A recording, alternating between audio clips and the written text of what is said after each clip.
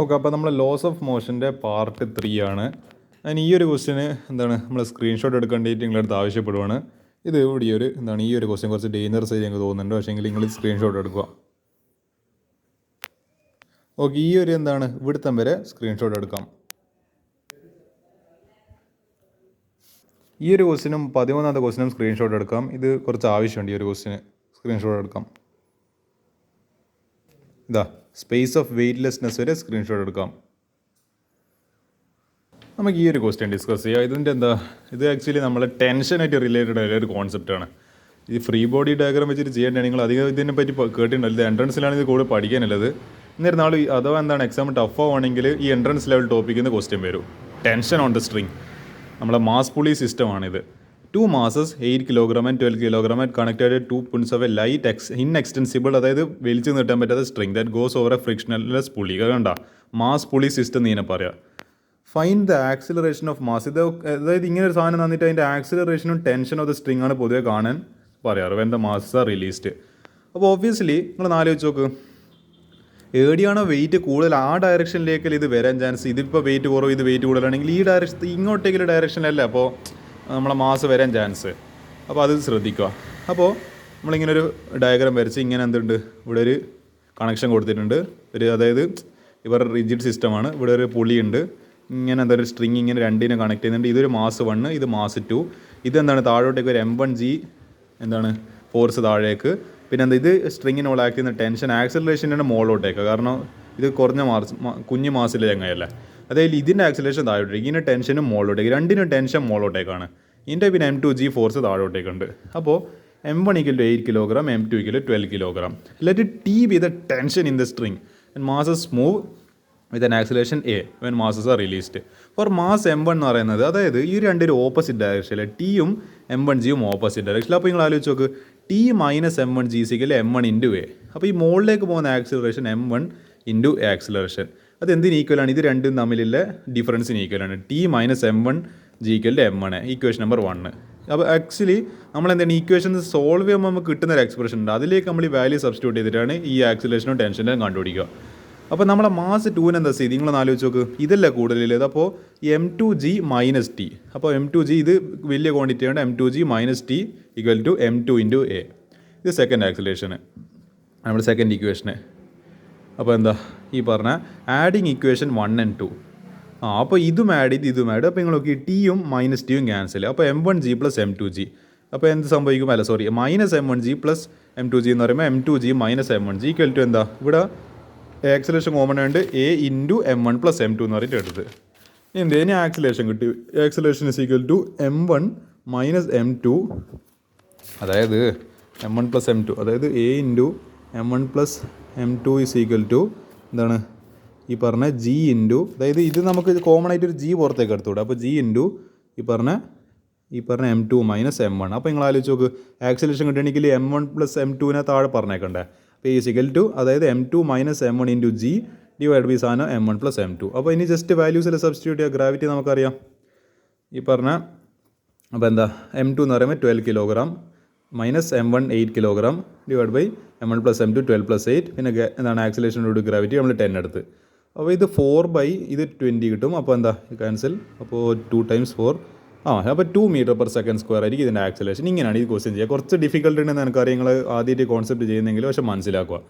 ഇനി ഇത് വെച്ചിട്ട് ഇത് കിട്ടിയല്ലോ. ഇനി നമ്മൾ ഇത് വെച്ചിട്ട് എന്ത് ചെയ്യുക? അതായത് ടെൻഷൻ കണ്ടുപിടിക്കുക. ടെൻഷൻ ഏതെങ്കിലും ഇക്വേഷനിൽ ഇട്ട് കൊടുക്കുക. അത് ഒന്നാമത്തെ ഇക്വേഷൻ ചെയ്യാൻ തോന്നുന്നു M1, അതായത് എന്താ പറയേണ്ടത്? T - M1G = M1 A.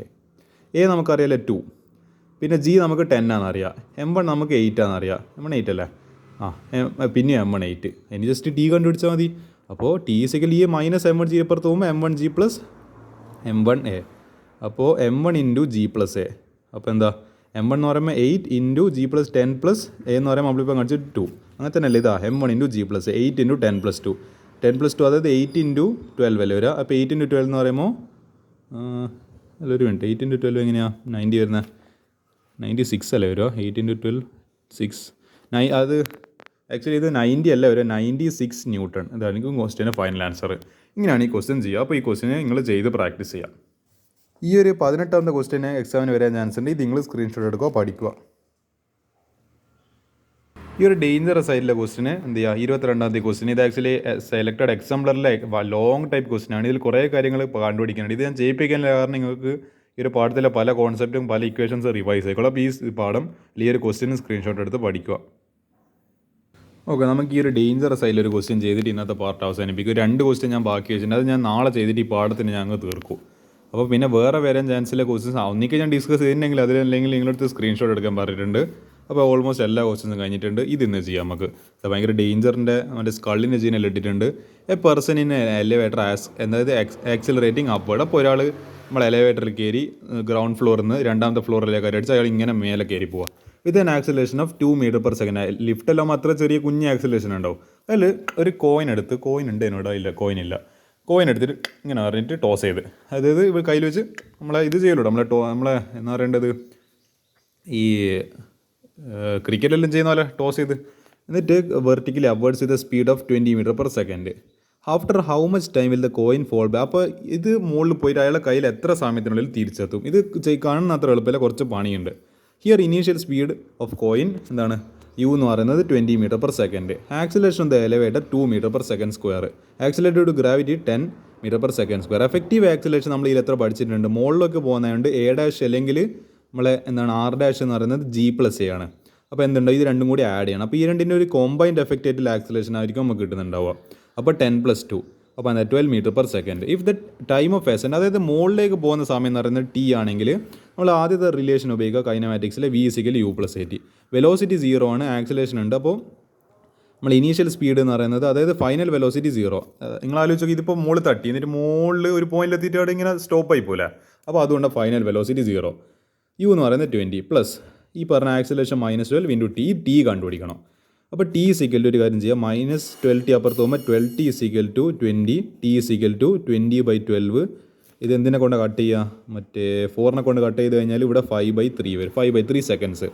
അപ്പോൾ time of ascent time of decent. ഇത് എത്രയാണോ ടൈം മുകളിലേക്ക് ഒരു പോയിന്റ് എത്തിയിട്ട് അത്, അപ്പോൾ ഇതൊരു ടൈം ഓഫ് എസെൻറ്റ്. അത് അത്ര തന്നെ ടൈം നമ്മൾ കയ്യിലേക്ക് തിരിച്ചു വരാൻ എടുക്കും. എത്ര ടൈമാണ് മുകളിലേക്ക് ഒരു പോയിന്റിൽ എത്തിയെടുത്തത് അത്ര ടൈമിനെ നമ്മളെ കയ്യിലേക്ക് വീണ്ടും തിരിച്ചു വരുന്ന എടുക്കുമെന്നാണ് ഞാൻ പറഞ്ഞിരുന്നത്. അപ്പോൾ അപ്പോൾ ടോട്ടൽ ടൈം എങ്ങനെ കണ്ടുപിടിക്കുക?